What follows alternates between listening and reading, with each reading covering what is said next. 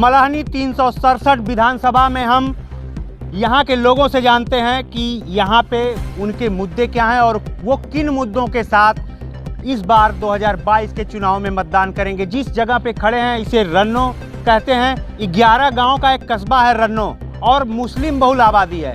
यहाँ पे विकास किस स्तर पे है यहाँ के लोग ही बताएंगे और इनसे हम लोग यहाँ पे जानते हैं कि वाकई 2022 में वो किसे और क्यों चुनने जा रहे हैं। नमस्कार, स्वागत है आपका। क्या नाम है आपका? जी, नाम है मोहम्मद गुलाम। 2022 मतदान यहाँ पे 7 मार्च को है जी। कि क्या मुद्दे हैं आपके और किन मुद्दों पे आप? जी सर, मुद्दे हमारे यही हैं कि हमारे रन्नो कस्बा के लिए मल्हानी में जो भी मुसलमान हैं, हमारे के पारसनाथ यादव जी कई बार विधायक रहे, कैबिनेट मिनिस्टर भी रहे, सांसद भी रहे, मगर मुसलमानों के लिए उन्होंने कभी कुछ नहीं किया। मुसलमानों को सिर्फ ये समाजवादी के लोगों ने चूतिया बना के सिर्फ हमारा वोट लेते हैं, हमको डरवाते हैं बीजेपी भाजपा के नाम पे। भाजपा को हमको रोकना है। भाजपा खतरा हमको किस चीज़ का है? खतरा हमको भाजपा से किसी चीज़ का नहीं है, खास करके मुसलमानों को। क्या आप बताइए सर, 5 साल भाजपा सरकार प्रदेश में रही, क्या कितना भाजपा के लोगों ने दंगा करवाया? अखिलेश जी मुख्यमंत्री थे, 5 दंगे करवाए गए। ये जो है जश्न मना रहे थे सैफई में लोग, क्या किए मुसलमानों के लिए? क्या मुद्दा है सर? मुद्दा हमारा यही है, हमारे मल्हानी विधानसभा में सारे लोगों के लिए यही है कि विकास होना चाहिए। हमारे क्या विकास होने वाला, हम लोग प्रतिनिधि चुनेंगे और उसी को हम वोट करेंगे। क्या नाम है चाचा? हाँ, नाम हमारा हैदर साहब। जी, बोला हाँ साहब, हमारे मल्हानी विधानसभा बाबू धनंजय सिंह बहुत काम किया साहब।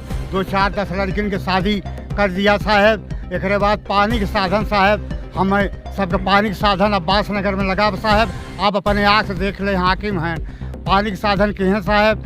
गरीब के सुने साहब, कहे कि साहब हमारे पास कुछ भी वलंग नहीं साहब, लड़की की शादी कैसे करी?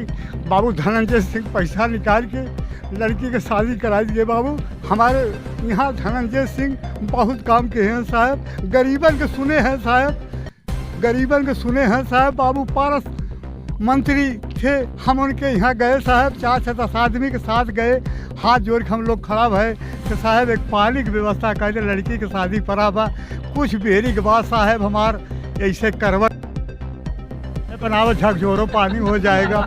सरकार हम अपन मुसीबत ले गए नहीं झकझोरी साहब। बाबूजी हमारे लोग के गरीब आदमी के कोई सहारा हो, कोई बदकही खो साहब, हम लोग तैयार है, हम लोग तैयार है साहब। जो क्या नाम है आपका? जयप्रकाश यादव उर्फ कचौड़ी यादव, बीडीसी। कहाँ से बीडीसी हैं? हैदरपुर क्षेत्र से। अच्छा, हैदरपुर जी। क्षेत्र से। क्या देखते हैं, यादवों को माना जाता है कि वो समाजवादी पार्टी के बेस वोटर है, मुसलमानों को माना जाता है ये हम लोग की मूर्खता है हमारी जात की, जो कहा जाता है कि 12 बजे के बाद बुद्धि खुलती है। ये सच है। हम वो लोग पुराने ज़माने के नहीं रह गए, हम लोगों की बुद्धि खुल गई है। हम लोग विकास देखेंगे। अब जात पात का बंधन टूट रहा है और टूटेगा। यही माननीय धनंजय सिंह जैसे प्रत्याशी हैं जो हर वर्ग के लोगों के लिए काम करते हैं और अपने कंधे से कंधा मिला के काम करते हैं। आपका? जी, मोहम्मद सलीम। क्या देखते हैं, कैसे देखते हैं? मुसलमान को सपा का बेस वोटर माना जाता है, अब AIM करके भी एक नई पार्टी आ गई है जी, उसकी तरफ रुझान नहीं है आप लोगों का? मतलब नहीं, इतने टाइम क्यों नहीं, क्योंकि मैं खुद एक समाजवादी था और ज़बरदस्त वर्कर था, पारस मंत्री के साथ में चलता था। लेकिन हमें ये लफ्ज़ सोचने पर मजबूर किया कि इस जहां में कब किसी का दर्द अपनाते हैं लोग और रुख हवा का देखकर अक्सर बदल जाते हैं लोग। तो मैं ताल्लुका रन्नो का खादिम हूँ और यहीं का मैं रहने वाला, जामे मस्जिद का मुतवल्ली हूँ। अब हम पर बहुत बड़ी जिम्मेदारी बनती है। तो हमने पारस मंत्री से कई मरतबा कहा कि देखिए काका, बराए मेहरबानी कुछ डेवलपमेंट कर लिया जाए, लेकिन उन्होंने डेवलपमेंट पर कभी गौर नहीं किया, जिसकी बिना पर 2016 में हम उस पार्टी को छोड़ करके सांसद धनंजय सिंह के साथ में आए। और धनंजय सिंह के साथ में हमारे जाने का मकसद ये कि उस आदमी की सोच ये है कि हिंदू मुस्लिम सिख ईसाई आपस में सब भाई भाई। उनके यहाँ कोई जात बिरादरी का मसला नहीं है, उनके यहाँ ऊंच नीच का मामला नहीं है। 2014 में वो सांसद उसके बाद नहीं रहे जी। यहाँ पे विकास किन चीज़ों की कमी है, क्या समस्याएं हैं? आपने अपने जनप्रतिनिधियों से संपर्क किया? 2017 के अंदर जब इलेक्शन होने लगा, यहाँ होने लगा तो समाजवादी के बहुत दिग्गज लोग यहाँ आए मुझे रोकने के लिए कि आप ऐसी बात क्यों कर गए, आप अपनी पार्टी छोड़ के क्यों हट गए।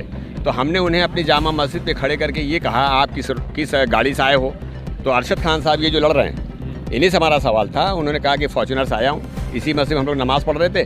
हमने कहा एक काम करो, नमाज़ आप भी पढ़ के निकल रहे हो, मैं भी निकल रहा हूँ, दोनों भाई हैं, एक काम करो यही फैसला कर लिया जाए, जिस रोड पे आपकी गाड़ी खड़ी है क्या वो फॉर्च्यूनर काबिल है? तो उन्होंने जब ज़मीन पे जब देखा तो उन्होंने कहा हाँ यार बात तो हकीकत कहते हैं। हमने कहा यही सबसे बड़ी तकलीफ है। आपको मैं अमित कुमार सिंह, नवादा काजी का पूर्व प्रधान।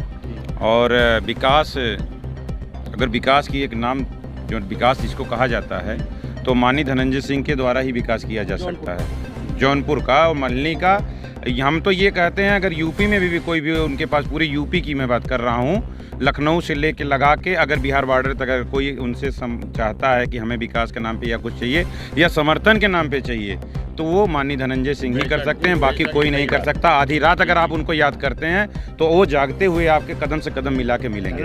कोई और नहीं ले सकता हमारा। क्या मुद्दे हैं यहाँ के? मुद्दे क्या हैं? मैं 2002 से सांसद जी के साथ हूँ, जब पहला चुनाव लड़े थे।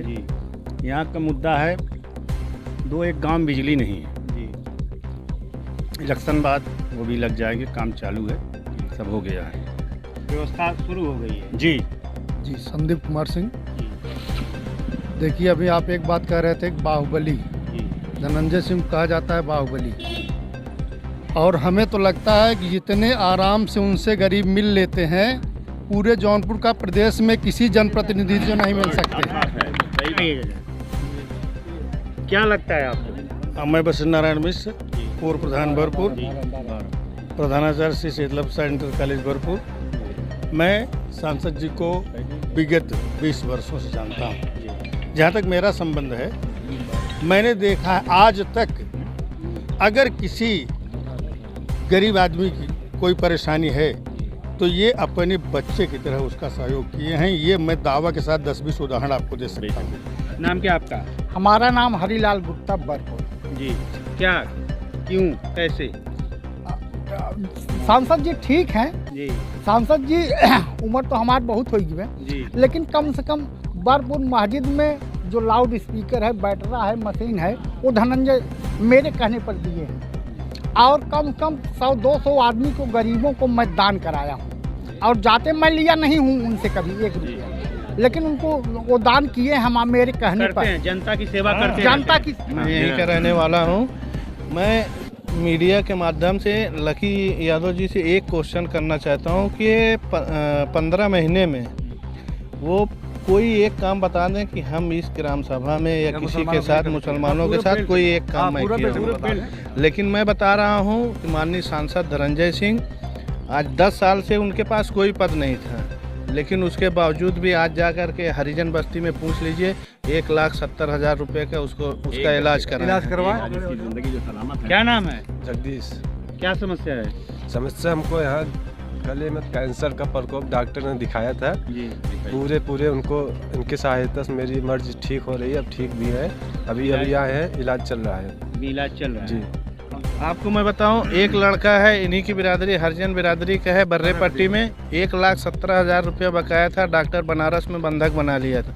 माननीय सांसद जी के पास कोई पद नहीं था, लेकिन उन्होंने जो है डॉक्टर से बात करके डॉक्टर की गाड़ी से यहाँ पर छुड़वाए। आज इसी रन्नों की बात मैं कर रहा हूँ कि 2-3 लोग ऐसे हैं कि जिनका 3.5 लाख रुपए का बजट इलाज के लिए उन्होंने पास कर दिया, कैंसर के लिए। सांसद जी का हमेशा यहाँ पर वो आते जाते रहते हैं। उनका एक सिद्धांत था, उनका एक ही एक बात कहनी थी कि बेटा तुम लोग पढ़ाई पे ज़्यादा जोर दो, रोज़गार पे ज़्यादा जोर दो।